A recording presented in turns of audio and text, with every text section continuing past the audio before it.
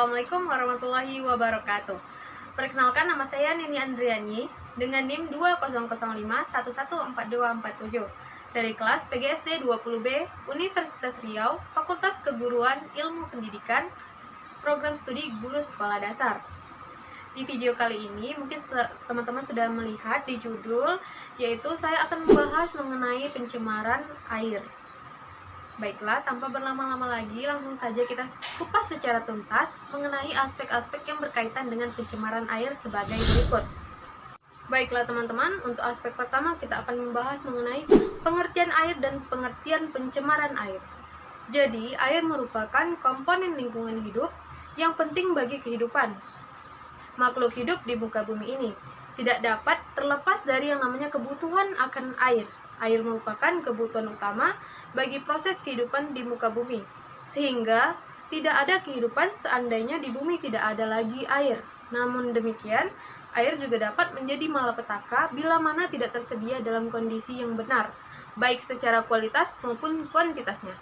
Selanjutnya kita akan membahas mengenai pengertian pencemaran air. Jadi, pencemaran air adalah masuknya atau dimasukkannya makhluk hidup, zat, energi, atau komponen lain ke dalam air oleh kegiatan manusia sehingga kualitas air sampai ke tingkat tertentu jadi menurun, yang menyebabkan air tidak dapat berfungsi lagi sesuai dengan peruntukannya.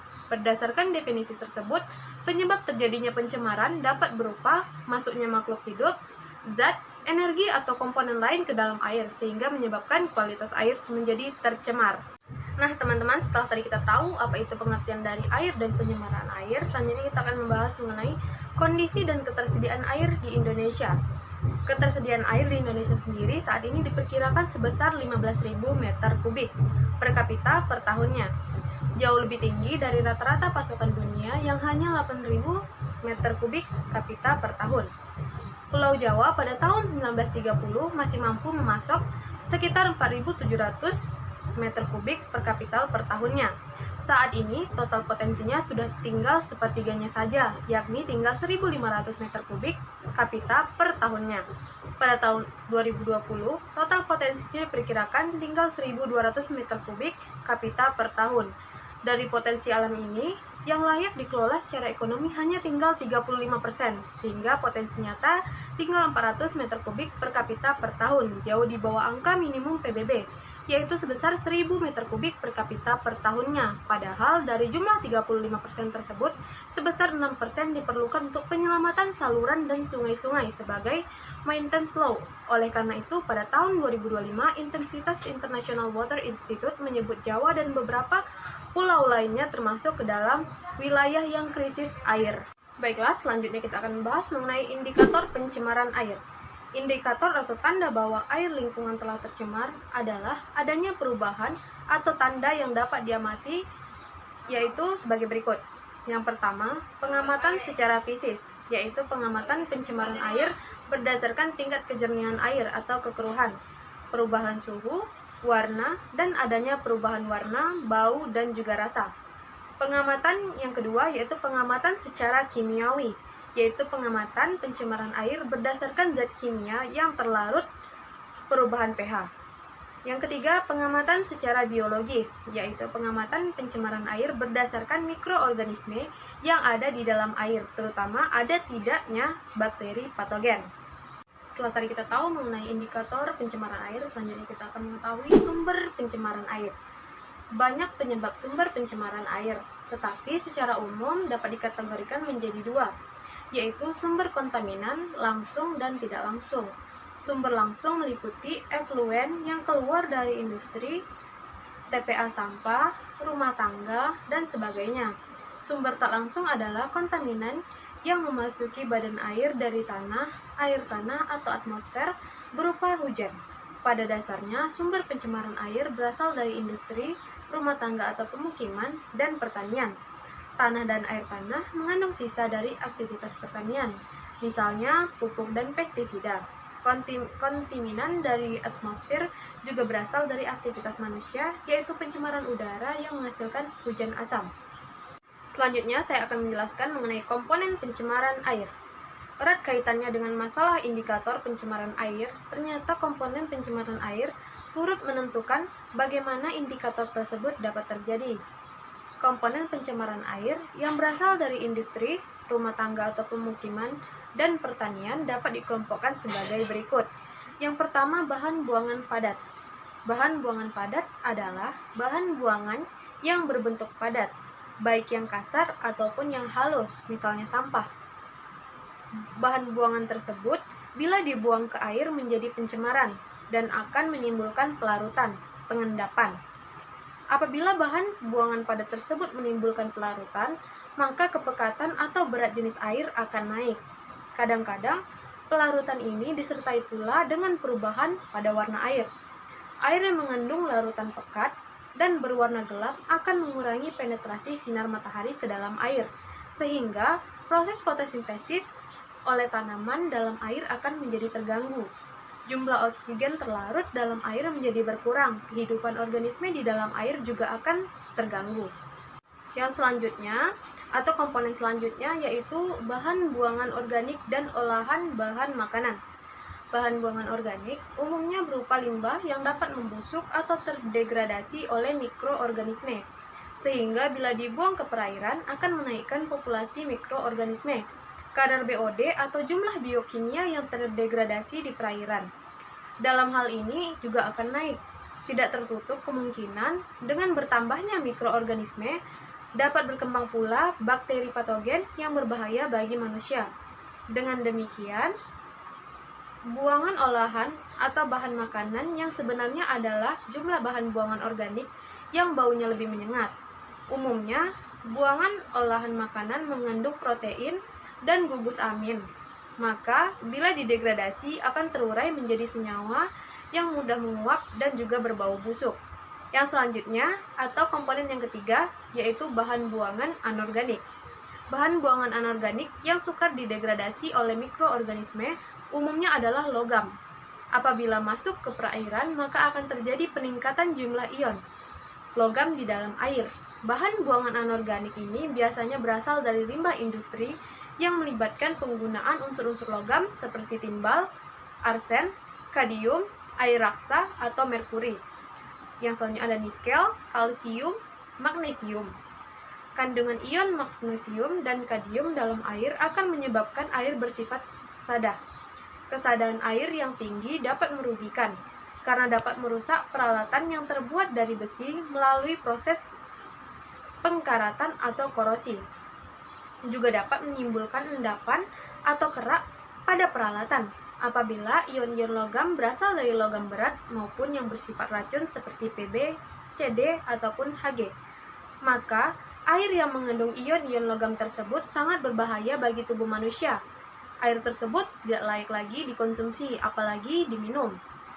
Yang keempat, yaitu bahan buangan cairan berminyak. Bahan buangan berminyak yang dibuang ke dalam lingkungan atau ke air lingkungan akan mengapung menutupi permukaan air. Lapisan minyak di permukaan akan mengganggu mikroorganisme di dalam air. Hal ini disebabkan karena lapisan tersebut akan menghalangi difusi oksigen dari udara ke dalam air, sehingga oksigen terlarut akan berkurang. Juga lapisan tersebut akan menghalangi masuknya sinar matahari ke dalam air, sehingga proses fotosintesis pun akan terganggu. Komponen yang selanjutnya yaitu bahan buangan berupa panas atau polusi termal. Perubahan kecil pada temperatur air, lingkungan bukan saja dapat menghalau ikan atau spesies lainnya, namun juga akan mempercepat proses biologis pada tumbuhan dan hewan, bahkan juga akan menurunkan tingkat oksigen di dalam air. Akibatnya akan terjadi kematian pada ikan, atau akan terjadi kerusakan ekosistem. Untuk itu, polusi termal ini pun harus dihindari. Komponen yang terakhir yaitu bahan buangan zat kimia. Bahan buangan zat kimia banyak ragamnya, tetapi dalam bahan pencemar air akan dikelompokkan menjadi beberapa. Yang pertama, bahan kimia yang berbentuk sabun, seperti deterjen, sampo, dan bahan pembersih lainnya. Pencemaran ini ditandai dengan munculnya buih-buih sabun yang terlihat pada air. Penggunaan sabun di dalam lingkungan dapat menyebabkan pencemaran yang disebabkan oleh larutan sabun akan menaikkan pH pada air sehingga dapat mengganggu kehidupan organisme di dalam air. Bahan antiseptik yang ditambahkan ke dalam sabun atau deterjen juga mengganggu kehidupan mikroorganisme di dalam air. Bahkan dapat mematikan, dan juga ada sebagian bahan sabun atau deterjen yang tidak dapat dipecah atau didegradasi oleh mikroorganisme yang ada di dalam air. Yang selanjutnya yaitu ada bahan pemberantas hama. Dalam pertanian, pemakaian bahan pemberantas hama bukanlah hal yang mengherankan lagi. Namun, hal ini ternyata juga dapat menyebabkan pencemaran pada air. Sisa bahan insektisida dapat sampai ke air, lingkungan melalui pengairan sawah, melalui hujan yang jatuh pada daerah pertanian, kemudian mengalir ke sungai atau danau yang ada di sekitarnya. Seperti halnya pada pencemaran udara, semua jenis bahan insektisida bersifat racun apabila sampai ke dalam air lingkungan. Bahan insektisida dalam air sulit untuk dipecah oleh mikroorganisme. Kalaupun bisa, biasanya hal itu akan berlangsung dalam waktu yang lama. Waktu degradasi oleh mikroorganisme berselang antara beberapa minggu sampai dengan beberapa tahun. Bahan insektisida seringkali dicampur dengan senyawa minyak bumi, sehingga air yang terkena bahan buangan pemberantas hama ini, permukaannya akan tertutup oleh lapisan minyak. Yang ketiga, zat kimia. Zat kimia banyak dipakai pada kegiatan industri untuk membuat suatu produk yang dihasilkan menjadi lebih menarik. Padahal, zat warna merupakan racun bagi tubuh manusia. Oleh karena itu, zat warna yang dibuang ke air lingkungan perlu mendapat perhatian sungguh-sungguh agar tidak sampai masuk ke dalam tubuh manusia melalui air minum. Selain sifatnya racun, zat warna kimia juga akan mempengaruhi kandungan oksigen di dalam air, yaitu mempengaruhi pH air lingkungan, yang menjadikan gangguan bagi mikroorganisme dan hewan air. Yang keempat, zat radioaktif. Tidak menutup kemungkinan bahwa pembuangan sisa zat radioaktif ke air lingkungan secara langsung mengingat akan adanya aplikasi teknologi nuklir yang menggunakan zat radioaktif pada berbagai bidang. Sudah banyak dikembangkan. Sebagai contohnya, yaitu aplikasi teknologi nuklir pada bidang pertanian, kedokteran, farmasi. Adanya zat radioaktif dalam air lingkungan jelas sangat membahayakan bagi lingkungan dan juga manusia. Zat radioaktif dapat menimbulkan kerusakan biologis, baik melalui efek langsung maupun efek tertunda. Selanjutnya teman-teman, kita lanjutkan kepada pembahasan mengenai dampak pencemaran air. Apabila teman-teman belum tahu, mari kita simak sama-sama penjelasan berikut ini. Jadi, pencemaran air dapat berdampak sangat luas. Misalnya dapat meracuni air minum, meracuni makanan, baik makanan manusia ataupun hewan, menjadi penyebab ketidakseimbangan ekosistem sungai dan juga danau, dan serta dapat menjadi penyebab bagi kerusakan hutan akibat hujan asam. Dampak pencemaran air pada umumnya dibagi menjadi 4 kategori loh teman-teman. Yang pertama, dampak terhadap kehidupan biota air. Banyaknya zat pencemar pada air limbah akan menyebabkan menurunnya kadar oksigen terlarut di dalam air, sehingga yang mengakibatkan kehidupan di dalam air yang membutuhkan oksigen terganggu, serta mengurangi perkembangannya akibat matinya bakteri-bakteri. Maka proses penjernihan air secara alamiah yang seharusnya terjadi pada air limbah juga akan terhambat. Dengan air limbah yang menjadi sulit terurai, panas dan industri juga akan membawa dampak bagi kematian organisme apabila air tidak didinginkan terlebih dahulu. Yang selanjutnya, dampak terhadap kesehatan atau dampak pencemaran air bagi kesehatan. Nyatanya, air dapat berperan sebagai pembawa penyakit menular, seperti air dapat menjadi media untuk hidup mikroba patogen, air sebagai sarang insekta penyebar penyakit. Jumlah air yang tidak mencukupi menyebabkan manusia tidak dapat membersihkan diri secara optimal, terutama pada membersihkan diri dengan air bersih. Dan air sebagai media untuk hidup vektor penyakit. Ada beberapa penyakit yang masuk dalam kategori waterborne disease atau penyakit yang dibawa oleh pencemaran air, diantaranya yaitu sebagai berikut. Baiklah teman-teman, beberapa penyakit yang dibawa oleh air. Yang pertama ada penyakit diare. Tiap tahunnya sekitar 800 orang atau 800.000 orang diperkirakan meninggal karena diare. Penyakit ini seringkali disebabkan oleh konsumsi air yang telah terkontaminasi, masalah sanitasi, dan kurangnya kebersihan. Yang kedua, demam berdarah. Air yang telah tercemar oleh serangga, misalnya nyamuk, juga dapat menularkan penyakit. Yang ketiga, hepatitis A dan hepatitis E. Baik hepatitis A maupun hepatitis E sering dihubungkan dengan pasokan dan kebersihan yang kurang memadai. Yang keempat, disentri. Disentri merupakan penyakit yang disebabkan oleh bakteri yang masuk ke mulut melalui air atau makanan yang sudah tercemar. Yang kelima, keracunan timbal. Timbal merupakan salah satu polutan yang biasa ditemukan di air yang tercemar. Jika terpapar, timbal dalam dosis yang berlebih dapat menyebabkan penyakit serius seperti kerusakan organ, gangguan sistem saraf, dan penyakit ginjal. Yang keenam, penyakit lainnya itu trakoma atau infeksi mata yang disebabkan adanya kontak atau terjadinya kontak mata terhadap air yang sudah tercemar. Jadi teman-teman, pada dasarnya penyakit-penyakit ini dapat menyebar bila mikroba penyebabnya dapat masuk ke dalam sumber air yang dipakai oleh manusia atau masyarakat untuk memenuhi kebutuhan sehari-hari.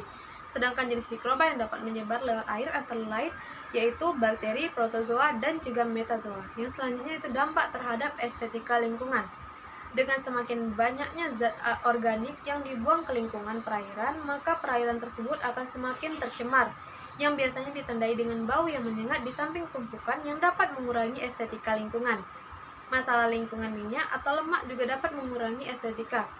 Selain bau limbah tersebut juga dapat menyebabkan tempat sekitarnya menjadi licin. Sedangkan limbah deterjen atau sabun akan menyebabkan penumpukan busa yang sangat banyak. Ini pun juga dapat mengurangi estetika atau keindahan dari lingkungan itu sendiri. Baiklah teman-teman, kita akhirnya sampai juga kepada penjelasan atau materi yang terakhir, yaitu mengenai penanggulangan pencemaran air. Pengendalian atau penanggulangan pencemaran air di Indonesia telah diatur melalui Peraturan Pemerintah Nomor 82 Tahun 2001 tentang pengelolaan kualitas dan pengendalian pencemaran air. Salah satu upaya serius yang telah dilakukan oleh pemerintah dalam pengendalian pencemaran air adalah melalui program Kali Bersih atau Prokasi.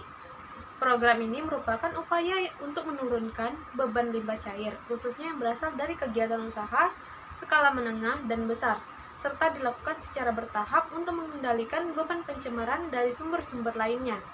Pada prinsipnya, ada dua usaha untuk menanggulangi pencemaran air, yaitu penanggulangan secara teknis dan secara non-teknis. Penanggulangan secara teknis adalah bersumber pada perlakuan industri terhadap perlakuan buangannya, misalkan dengan mengubah proses, mengelola limbah, atau menambah alat bantu yang dapat mengurangi pencemaran air.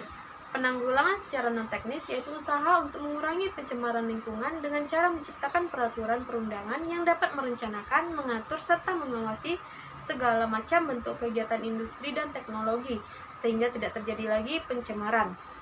Peraturan perundangan ini hendaknya dapat memberikan gambaran secara jelas tentang kegiatan industri yang akan dilaksanakan, misalnya meliputi AMDAL, pengaturan dan pengawasan kegiatan, serta menanamkan perilaku disiplin. Namun, apakah teman-teman tahu, pada dasarnya penanggulangan dapat kita mulai dari diri kita sendiri. Seperti dalam kehidupan sehari-hari, kita dapat mulai mengurangi produksi sampah dengan cara mendaur ulang atau mendaur pakai sampah tersebut. Selain itu, kita juga dapat mulai mengurangi pemakaian sabun dan deterjen secara berlebihan. Kita pun perlu memperhatikan bahan kimia yang kita buang dari rumah ke lingkungan, karena saat ini kita telah menjadi masyarakat kimia yang menggunakan ratusan jenis zat kimia dalam keseharian kita, seperti saat mencuci, memasak, membersihkan rumah, memupuk tanaman, dan sebagainya. Kita harus bertanggung jawab terhadap berbagai sampah seperti makanan dalam kemasan kaleng, minuman dalam botol, dan sebagainya, yang memuat unsur pewarna pada kemasannya, yang kemudian terserap oleh air tanah pada tempat pembuangan akhir. Saat akan mengkonsumsi sesuatu, kita juga harus lebih memperhatikan apakah barang yang kita gunakan akan menjadi sumber bencana yang dapat menyebabkan terjadinya pencemaran lingkungan yang membahayakan seluruh makhluk hidup di lingkungan. Maka dari itu, kita harus tanamkan pada diri kita sendiri sifat disiplin dan juga cinta kepada lingkungan. Saat kita sudah cinta terhadap lingkungan, kita akan mulai memiliki rasa ingin melindungi lingkungan tersebut. Jadi, karena kita adalah manusia yang menggunakan lingkungan secara lama, dalam waktu yang lama, maka kita harus bisa menjaga lingkungan tersebut. Baiklah teman-teman, akhirnya kita sampai kepada penghujung video, di mana tadi saya sudah memaparkan materi atau menjelaskan beberapa aspek yang berkaitan dengan pencemaran air. Yang pertama, ada pengertian air dan pencemaran air, atau pengertian dari pencemaran air itu sendiri. Yang kedua, saya sudah membahas mengenai kondisi dan ketersediaan air yang ada di Indonesia. Yang ketiga, mengenai indikator pencemaran air. Yang keempat, kita membahas mengenai sumber pencemaran air. Yang kelima, komponen pencemaran air. Yang keenam, dampak dari pencemaran air itu sendiri, baik bagi kehidupan biota lingkungan air dan juga dampaknya bagi kesehatan manusia, serta dampaknya terhadap estetika lingkungan. Dan yang terakhir, kita membahas mengenai bagaimana cara penanggulangan pencemaran air itu sendiri, baik dari sisi pemerintah, industri, maupun dari diri kita sendiri. Baiklah, semoga apa yang saya sampaikan di video kali ini dapat bermanfaat serta memberi pengetahuan baru bagi teman-teman semua. Terima kasih yang sudah menyaksikan, dan sampai jumpa di video selanjutnya. Assalamualaikum warahmatullahi wabarakatuh.